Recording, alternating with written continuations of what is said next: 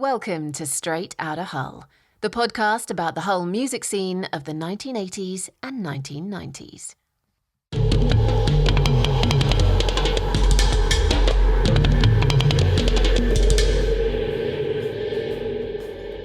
The Housemartins, burning bright but brief. Towards the end of 1983, Paul, a new arrival in Hull, advertised for musicians to join him in his new band. Stan answered the call and arrived at 70 Grafton Street in an odd mood. After stomping around the house looking for Paul, he stomped back out again. And so it began as it would end, oddly. The band formed, reformed, and changed personnel several times in those early days, as happens to most bands. What perhaps you would prefer is a neat story split into chapters with a beginning, middle, and end. But as virtually 0% of bands make it, anyone seeking such a shrink-wrapped story is kidding themselves. Nobody knew what the Housemartins would become, or how briefly they would shine. But it seems likely that the attention of John Peel got them noticed. For a band, attention is a crystallizer of ambition. With attention, you have two options, sink or swim. A weak offering is guaranteed to sink, and the Housemartins, with Paul, Stan, Dave and Norman, proved they could swim the channel, if only they could work themselves up to it. The worst thing that can happen to a band when its members are still in their 20s is overnight success. Joy Division, Fleetwood Mac, even the Beatles have shown this before. In 1986, and bearing in mind they didn't have their first number one single, Caravan of Love, until December of that year, the Housemartins played 106 gigs. Imagine how many shows they could have played after having a number one. But record companies and PR machines, however hard they might pray for human cloning, have to accept that playing 1 gig a day for 10 years is not only bad for the band members, it can lead to the public growing bored.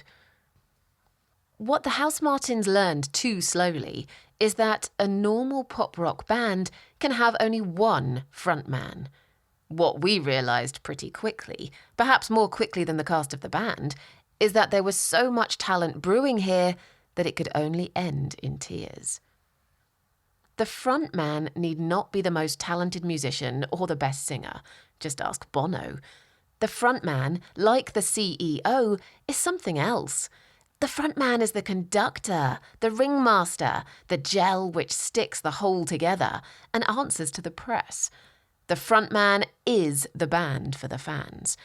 As you might have guessed, Paul was the frontman of the Housemartins, and once the others realised it, they quit. These politics carried forwards into the beautiful South too, but that is another band for another day.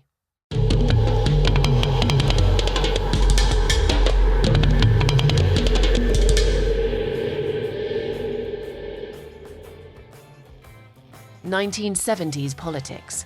The docks, the cod wars, the ghoul.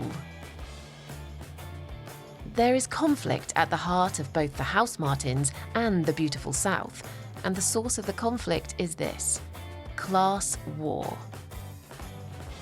Paul's family were very clearly middle class, but they spent Paul's formative years in Steel City, Sheffield, in South Yorkshire, close to coal mines and iron foundries. Your cutlery was probably made there. Ours certainly was.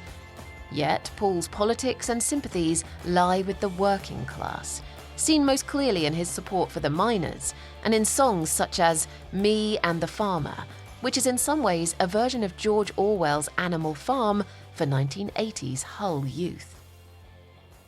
As Paul's family were getting ready to pack up their belongings and move to Surrey for yet another career promotion, something altogether darker was brewing over in Hull. More specifically, it was occurring for one boat from Hull, off the northern coast of Norway. The Ghoul was something called a deep-sea factory ship and was built by Brook Marine in Lowestoft in 1972. By the 8th of February 1974, it had become FV Ghoul, a fishing trawler, and had been registered in Hull. it encountered heavy weather and high waves in Norway one afternoon, February 8th. The Gauls' crew made their final report at 10:30 that morning. At 16:30, another report was due.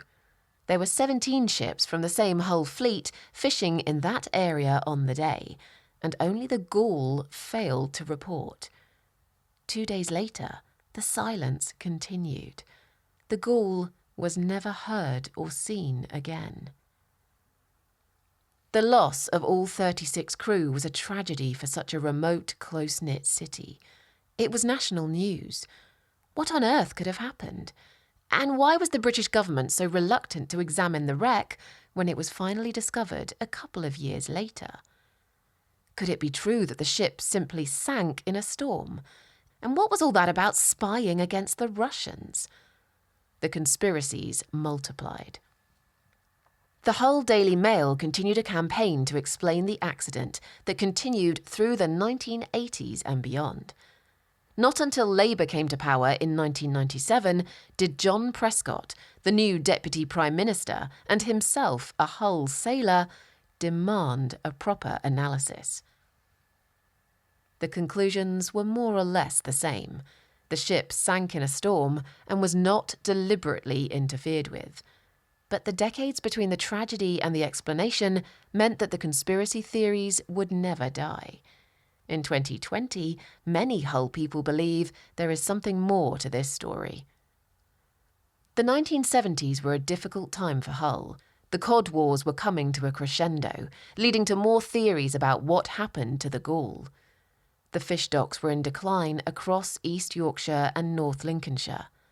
The European Union was called the European Economic Community in early 1973, when Britain finally joined. The Gaul sank a year later. By the end of 2020, fishing was claimed to be the sticking point of a Brexit trade agreement, as Britain finally left the club it had joined in 1973. Long-retired sailors dare to hope that their industry might yet reclaim some of its former glory, as climate change kicks in and the middle class demands to be fed locally. It seems a dream today, but it is one that has been burnished in the hearts of fishing communities since that day in 1973, when their industry began to sink. This is important to our story, because the sailors and fishermen of Hull were still angry when the Housemartins formed. Just as they would later champion the miners, our boys were drawn to the plight of the fishing fleets.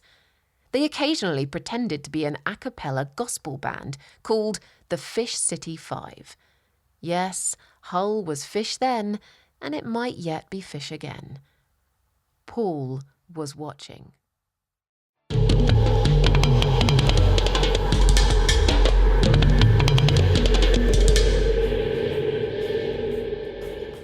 Mick Ronson and David Bowie. We stay in the 1970s for a look at the career of another Hull musician, Mick Ronson. He's not widely remembered outside East Yorkshire or the crowd from Monsters of Rock, but in the summer of 2017, Hull's year as City of Culture, a statue of Mick was installed in Hull's East Park. It was while he was painting white lines on the rugby pitches of that park in 1970 that David Bowie caught up with him in the form of a man called John Cambridge. John was putting together a new backing band for Bowie, and he had Ronson in mind. Incredibly, he had to put great effort into persuading the disillusioned Ronson to put down his white line painting machine and come to London for an audition.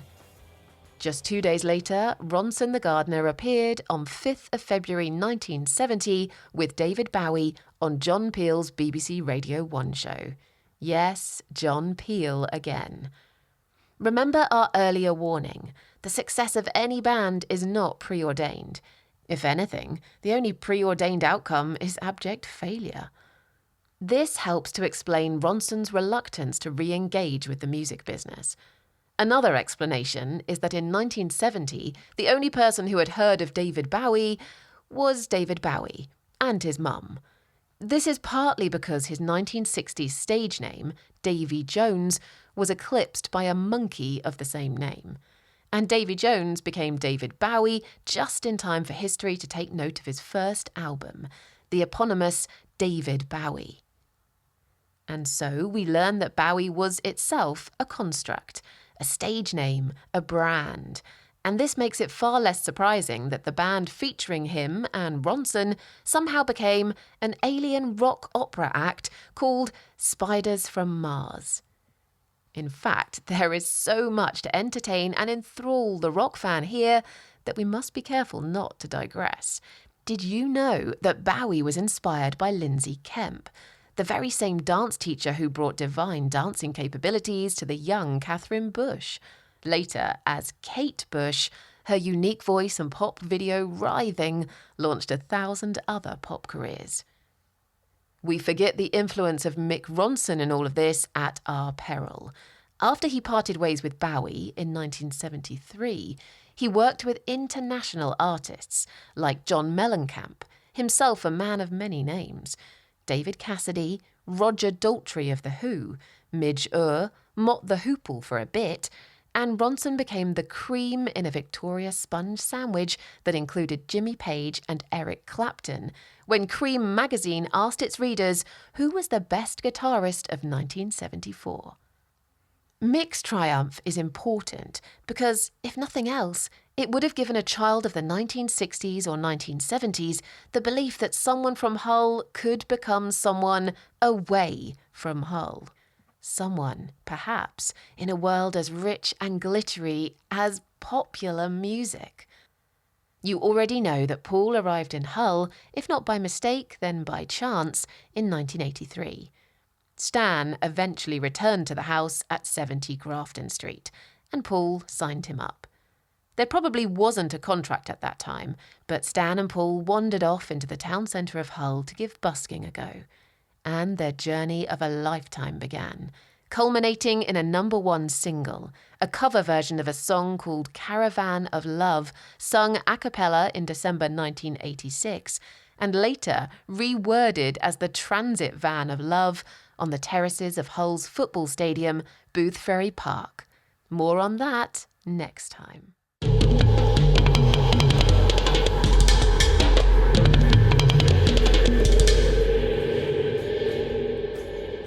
Join us next time on Straight Outta Hull. You can follow us in any podcast app or online at outerhull.uk. In the next episode, we look at another predecessor of the Housemartins, David Whitfield, and a band formed by a Hull punk called Roland Gift. We also look at some of the Hull music venues that helped nurture the talent of the 1980s. Straight Outta Hull is presented by Lindsay Frost. It is written and produced by Paul Detman for WTD Audio.